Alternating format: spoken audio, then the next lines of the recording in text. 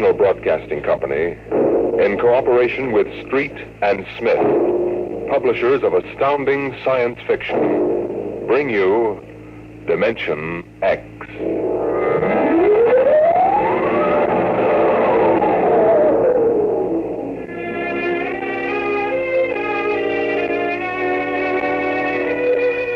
My name is Donald Hasten, private investigator. Maybe you heard about me. I cracked the Turner kidnapping back in 1946. It wasn't very hard. I paid off a few stool pigeons and went right to the hideout.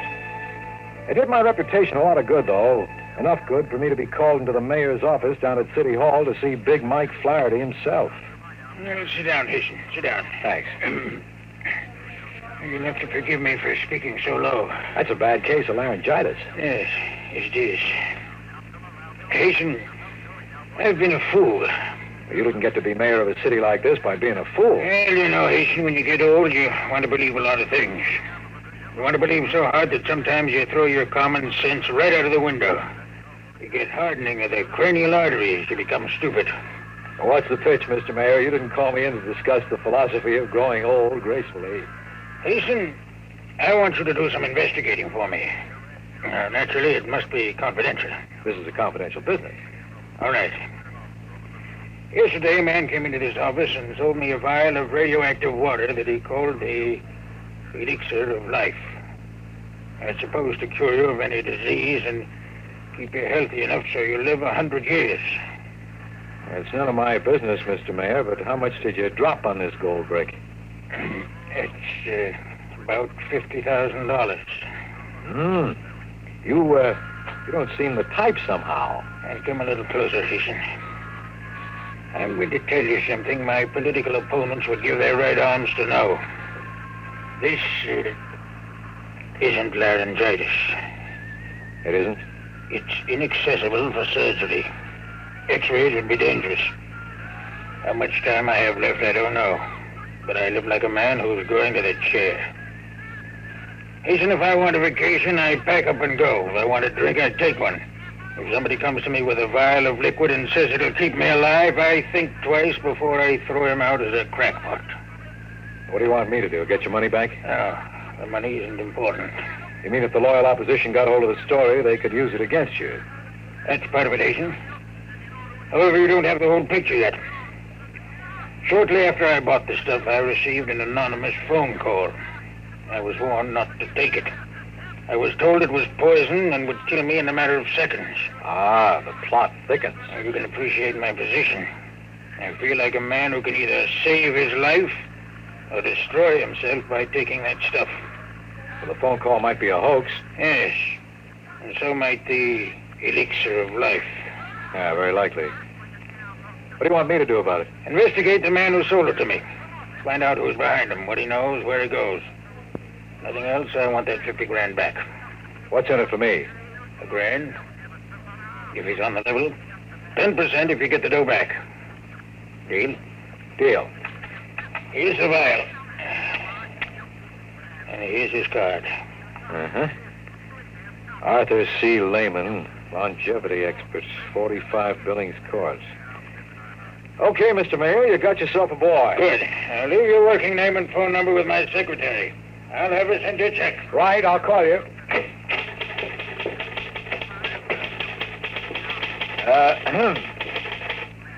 You were in there a long time. How'd you make out? Swell. I bought the outer drive for only $10 and the cost of mailing. That's kind of high. Last week we were selling it for only $5. I'm sorry. I've been listening to too many detective programs. It isn't polite to stare. I was just wondering what your name was. Sign on the desk says Katharina Cooper. I'll call you Kathy. Oh, I'm supposed to leave my name and phone number. Go ahead. The name is Donald Hasten. But then you knew that, honey. You've been listening to the mayor call me by it for the last half hour. You forgot to shut off the intercom switch. Big Mike's getting kind of careless, isn't he?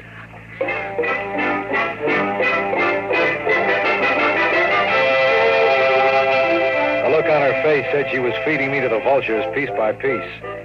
I left my card and walked out. By the time I got home, it was dusk. It was the time of early evening when every bachelor wishes he wasn't one, especially after meeting a girl like Kathy. The phone began to ring just as I put my key in the latch. I made it on the fourth ring. Hello? Is this Mr. Donald Hasten? I live alone and don't like it. Were you expecting someone else to answer? This is a warning, Mr. Hasten. Don't touch your bed. I'm sorry, but I don't like to sleep on the floor.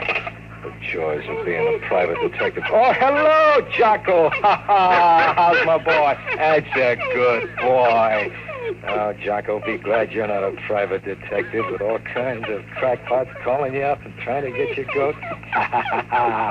Nice boy. Sometimes I wish I had shaggy ears like you so I couldn't hear them. Come on, boy, come on. In the bedroom for a change or something coming.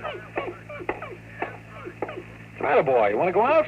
Well, you just wait until I sit down here and get these shoes. Hey there, don't jump on that bedspread. Now, you know better than me. Jocko! Jocko! Oh, God.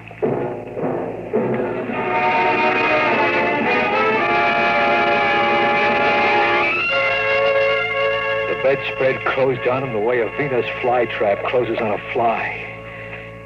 When I looked more closely, I saw that the bedspread had silvery threads of fine spring steel woven into it. It had been set like a bear trap to spring shut and strangle anything that touched it. Somebody wanted to get rid of me pretty badly, somebody to whom I had suddenly become very dangerous. Instead, they got Jocko. My poor little Jocko. I decided to take a fast drive over to Billings Court to see Arthur Lehman, longevity expert. Well, I'm looking for Mr. Lehman's office. I'm the janitor. You didn't need to explain. He isn't in. Mr. Lehman isn't in. I just said I was looking for his office. Oh, a detective. No, I'm really a vacuum cleaner salesman. I just had these credentials printed up for fun. Here, buy your wife a muskrat coat. I can't take any money. I'll just keep this till it's spent. What floor is it on? Up those steps, rear. Thanks.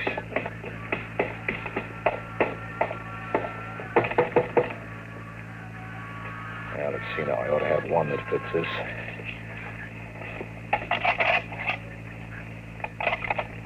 There we are. Now, there should be a light switch somewhere. Let's see if I can... Perhaps I can be of assistance. Looking for someone? Mr. Lehman? Yes. The janitor told me you weren't in, so I... You picked the lock. Yes, I hope you don't mind. Not at all. If you'd put down the gun. I like to hold it. It gives me a feeling of power. Now, Mr. Hasten. Mr. Hasten, if you will tell me just who you are and what you're doing here. I couldn't sleep. My bed had a dead dog in it. I thought I should consult a health expert. Who sent you? Nobody sent me. I'm like Topsy. I just growed. I'd like to keep on growing, Mr. Lehman. I don't like people trying to kill me. And I don't like people killing my dog. What makes you think I would try to kill you? Just a hunch. If I really wanted to kill you, I could do it right now, perfectly legally, since you broke in here. That'd be hard to prove. Fortunately for you, Mr. Hasten, I don't have the faintest interest in trying to kill you. On the contrary, it was I who telephoned and warned you about that bed. You know about that phone call? I ought to. I made it. What's the pitch, Mr. Lehman? I can't tell you what the pitch is, Mr. Hasten, but I will tell you this. Give that vial of liquid back to Flaherty and let him cure himself. Or poison himself. Sure. Look, Mr. Lehman, I wasn't born yesterday. Don't give me this elixir of life stuff. There ain't no such thing. And don't try to top me off this case by pretending you're on my side. Mr. Hasten, I warn you, you're playing around with something much too big for you to handle. That vial is the only one of its kind in existence today. The liquid it contains will cure Flaherty if he drinks it. You know, I've seen lots of carnival men peddling flukum and ink sticks, but you're good. You almost convinced me. Almost, but not quite. You're a very stubborn fool, Mr. Hasten. Give back that 50 grand and I'll become very unstubborn. I have a suggestion. I'll bet you do. Why don't you siphon off the tiniest drop of that elixir and have it tested on, say, a rabbit? Then, if it's non-poisonous, you can go back to Flaherty and have him drink it. And while we're proving it's Carmel water, you're on a fast boat to outer Mongolia with 50 G's. Come with me. Where to? A reputable biological laboratory, any one you choose. Suppose I don't want to play. Then I'll kill you. You will feel my gun against your side, so don't try anything. Shall we go? Before we do, just one thing. Well, If you didn't try to kill me, who did? who else knew about it? Nobody. Nobody except Flaherty, you, me, and Flaherty's secretary. Shall we go, Mr. Hasten?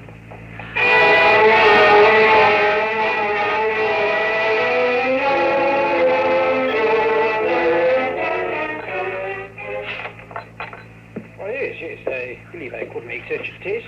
Of course, it would mean injecting a taste of CC into an infected guinea pig. Then we'd have to wait and do a biopsy. How long would it take? 24 hours at least. Okay, how much? $50. My friend will pay you. Your friend? Yeah, the gentleman who... Holy jumping sunfish. Sir?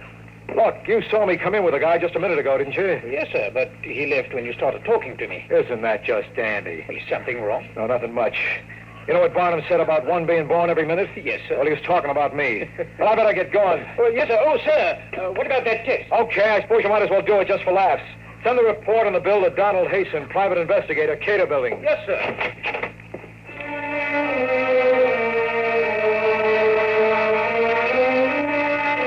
I knew there wasn't much point in going back after Lehman. He was probably well on his way by this time. It was an all-around phony story from beginning to end. But still somewhere, hanging around the edges of my brain, was a funny kind of hunch.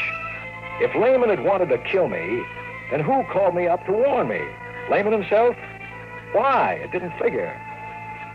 I stopped to look up an address in the phone book, and then I invested 10 cents.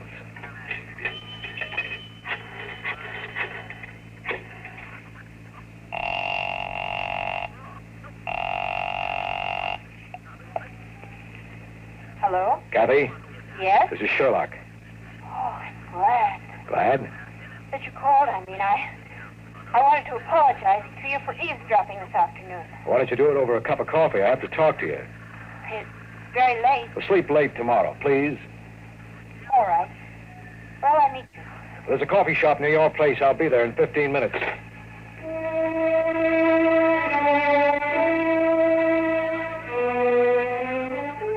She came in wearing a blue nylon dress and a short gray jacket.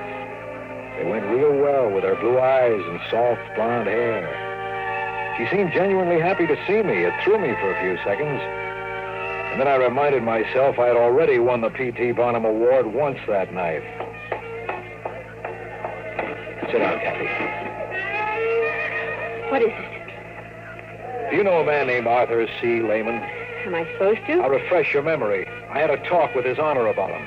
I don't remember. Look, I used to have a little Scotch terrier named Jocko. We liked each other. He used to lick my hand. All I want to know is, are you mixed up in it? What goes on? I don't know anything about it. Listen, Kathy, maybe I'm getting sentimental in my old age, but for a moment there, when you walked in, I thought you seemed genuinely glad to see me. Was it because you were glad I was still alive? Come on, give. Don, I liked you. You're a nice guy. Why don't you let it alone? Call Flaherty and turn down the assignment. Give him back his vial and tell him you're not interested in finding Lehman. Would you do it? If you want to help me so much, why not tell me what it's all about? I can't. I'd like to, but I can't. I've told you too much already. Somebody's got you real scared, honey. Who is it? You're too nice a girl to be mixed up in this garbage with a guy like Lehman. Come on, tell me. I can't. Just believe that, please. Get out of it now before it's too late. Okay, honey, you can play it that way if you want, but to me it's as thin as a bowl of restaurant soup. Poor Jocko knew something and couldn't tell me. You know something and you won't tell me. Good night.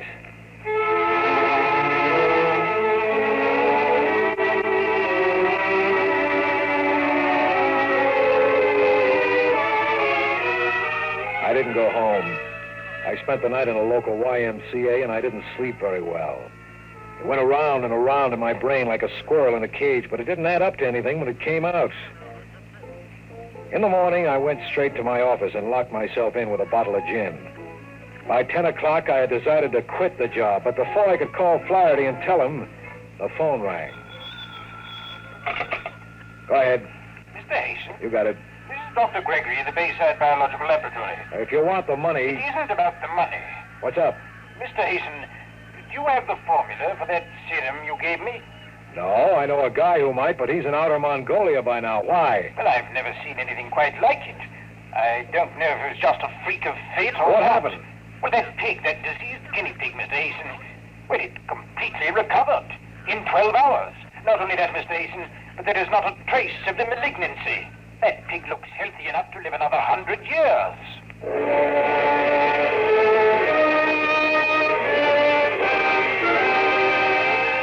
I could feel the sweat soaking into my undershirt as I put down the receiver. Where do we go from here? Was Lehman on the level after all? The next stop was Lehman's office. Maybe he wasn't in Outer Mongolia. It was noon before I got there. The same janitor was on duty in the same dirty lobby. Hello there. Hi. You want something? Lehman. Who?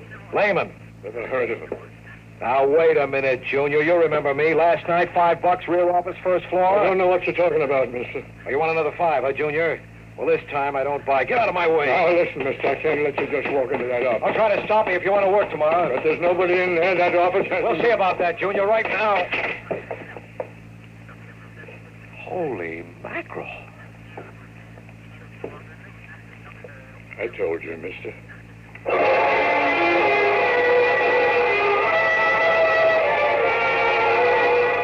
The room was bare. There were caps on the electrical outlets. Everything in the room was covered by a 6 weeks accumulation of dust that was undisturbed except for the footprints of the janitor and myself. Yet yesterday there had been a rug, telephones, desks, chairs, file cabinets. I checked the door number. 1B, that was it, all right. Then I checked the janitor. He was standing there just looking stupid.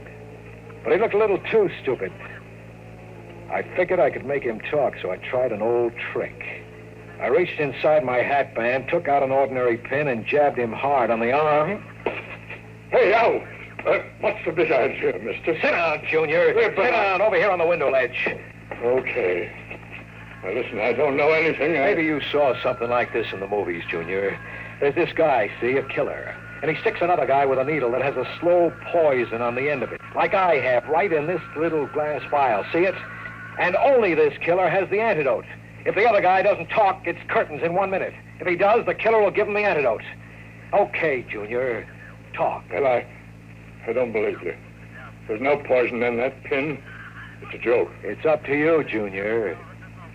Don't you feel something different, though? Feel your heart speed up a little from the poison? Now, listen, I don't know anything. It makes you sweat, too. When it reaches the brain, that's when it really begins to work. You got 30 seconds to spill. Otherwise... Please. 25 seconds. Okay. He was here. He gave me $100 to forget it. He rented the office only a couple of days ago, and then last night he said he was moving out. Said I shouldn't mention to anybody that he'd been here. And now our lady was gone. Files, furniture, and all. Don't know how he moved all that stuff out so fast. Now, that's all I know. Honest, that's all I know. Now, for God's sake, mister, give me that stuff. Don't let me just croak. I feel it in my blood. Relax, Junior. There was no poison. You're all right. A trick. Yeah, a trick. Thanks for the information. A trick. To trick me. He said he'd kill me. Thanks again.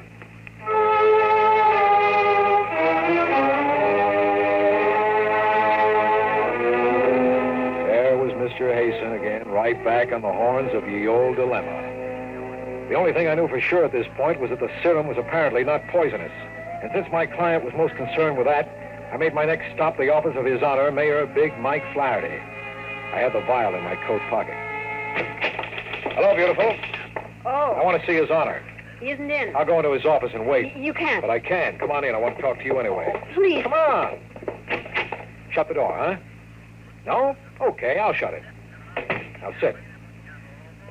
Okay, baby. Let's have a heart-to-heart conversation. I see you didn't listen to my warning. No, I didn't. What's more, I found out that this Lehman character is on the level about the serum. It works. You found that out, too. That's right. It leads me to an interesting conclusion, Kathy. Namely, that you're the one who tried to booby-trap me. All right. Have it your way. What do you intend to do? Well, first, I'm going to give Flaherty that serum and let him cure himself. You mustn't do that. Why not? I can't tell you, but you mustn't. Down in a few minutes, Mike Flaherty will be here.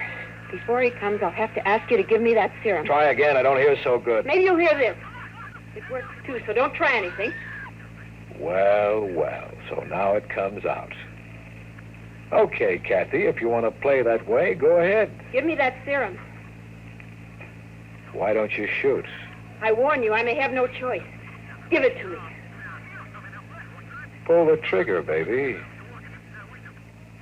You're weakening. Don, please, don't make me kill you. Please. What is it, baby? True love or just weak in the knees? Oh, You better hand me that gun. oh, Don, what can I do? I'm so mixed up. Yeah, that's better. Now, what is it, Kathy? You're no killer. Tell me what's going on here. Maybe I can help you. You gotta trust me. No, I can't, Don. Believe me. I want to, but it's against the prime injunction. The what? Oh, you wouldn't understand. There's no way I could make you understand. Only believe me, Don, because I love you. You mustn't let Lehman succeed in giving that serum to Mike Flaherty. The consequences would be unimaginable. You know, Kathy, if you had come to me and leveled right at the start, maybe we could have worked something out. Maybe I'd be listening to you now. But you're a little late because I just heard Big Mike come into the outer office. He'll be here in a second. Don't, please. Come in. How do you do? Lehman. I see she's been trying to get the vial from you, Mr. Hasten. I was afraid of that. I came over to make certain that Mr. Flaherty is permitted to drink the serum. Well, that's very noble of you, Lehman, but I don't quite understand it. You have your 50 grand. What do you care whether Mike Flaherty lives or dies? Mr. Hasten, if Mike Flaherty dies, the opposition candidate will win the next election. That means a new political party will come into dominance in this city. The next president will be a representative of that party. I am most anxious to see that that does not happen. The entire future of our country, indeed, the history of the world, would be affected by it. He's telling the truth, Don. But events must be allowed to take their normal course. Don't listen to her, Hasten. She's tried to kill you once. She'd do it again. You know I'm telling the truth about that serum. She wants to see Flaherty die. Go ahead, ask her. It's true, isn't it, Kathy? You want Mike Flaherty to die. You don't understand. Listen, I'm getting pretty fed up with being told I don't understand. Understand what? I understand that in the past 24 hours, somebody's tried to kill me. I understand that Lehman's serum will cure a guinea pig and probably a human. I understand that unless I'm completely insane, the entire contents of Lehman's office vanished in a few minutes. I understand that you two seem to be more concerned with some nonsense that's going to take place in the future than... Holy smokes. Oh, no, it's too fantastic. It's just too fantastic to even think about.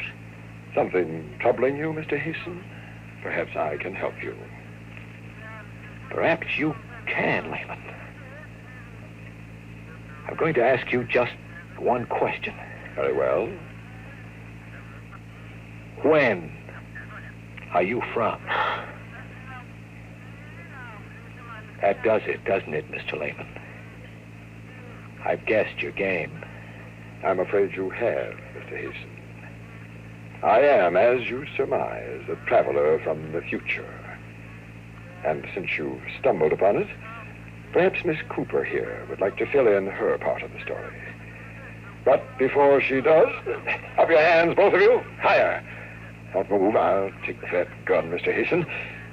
Now, Miss Cooper, you may enlighten our backward friend. Go ahead, Kathy. Both Lehman and myself are from the future, Don. Why didn't you tell me? I couldn't.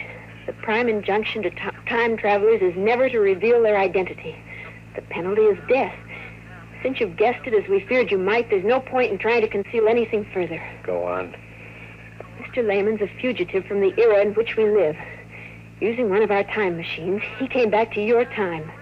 And he sought to change things so that he'd be in a position of great power in the future. How do you figure to do that?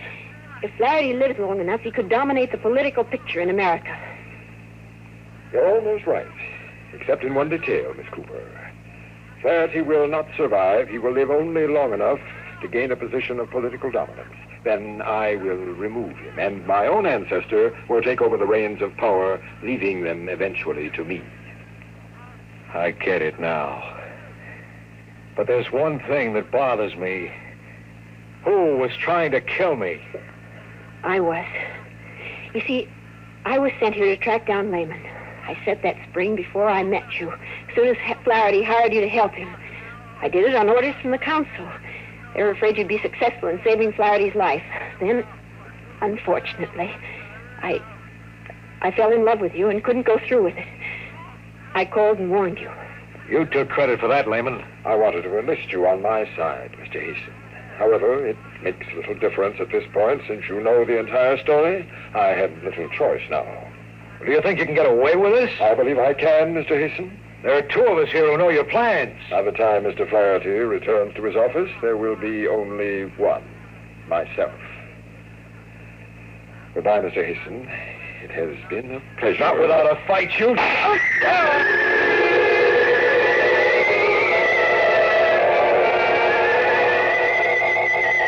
Not many people know how it feels to be shot in the forehead. I saw Kathy jump toward the desk and push a button I hadn't noticed before. I remember a thud as if I'd been sandbagged, and then watching in amazement as the crimson spread down the front of my shirt. Then there was a loud roaring noise and everything went black. I died. Don't try to move, Don. Don't move yet. It'll take a few minutes for you to feel like yourself. What? Holy jumping sunfish. I'm sitting in Flaherty's office. The blood. There was blood on my shirt, and it's gone now. Here, drink this.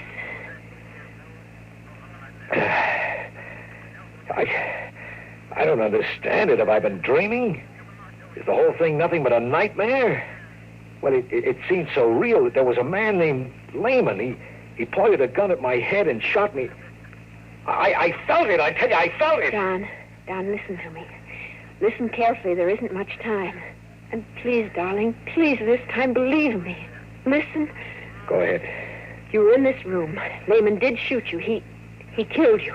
You're insane. No. What he didn't know was that this office is a time machine. We rigged it that way, hoping to trap him here and take him back to future time. When I saw he was about to shoot you, I jumped for the switch that sets the machine into reverse. We went back into the past, before he killed you. That's where you are now. It's only a few minutes before Lehman is going to knock on that door and come into the office. But it's too fantastic to believe, Kathy. It's true. What can I do? Break the vow. Break it now before Lehman gets here. And then, when he comes, get the jump on him. Since you're the one who went back in time, you'll remember, but Lehman won't. What'll happen to us? We'll appeal to the council. Perhaps they'll let us stay together. I can't make my brain believe this, Kathy. You must, Don. Don, for our own sake, for the future's sake. Break the vial now. In a moment, it'll be too late. Well, I don't know, Kathy. Flaherty, his life depends on this little glass bottle. Don, please. It's Lehman. Don, you've got to decide now. Now, quick. Thank God. Come in, Mr. Lehman. We're ready for you.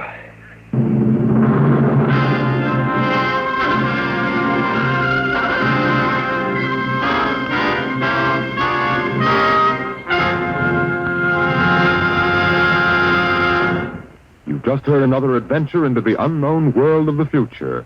The world of...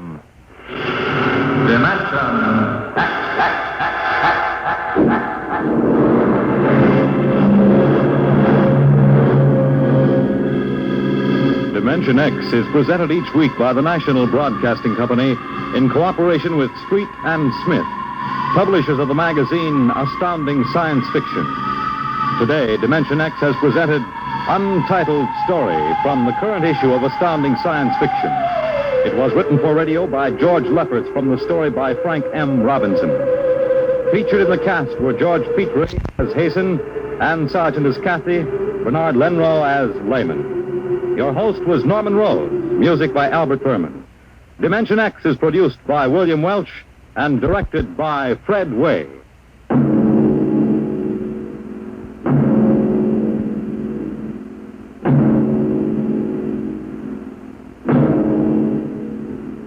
Dragnet, the story of your police force, is next on NBC.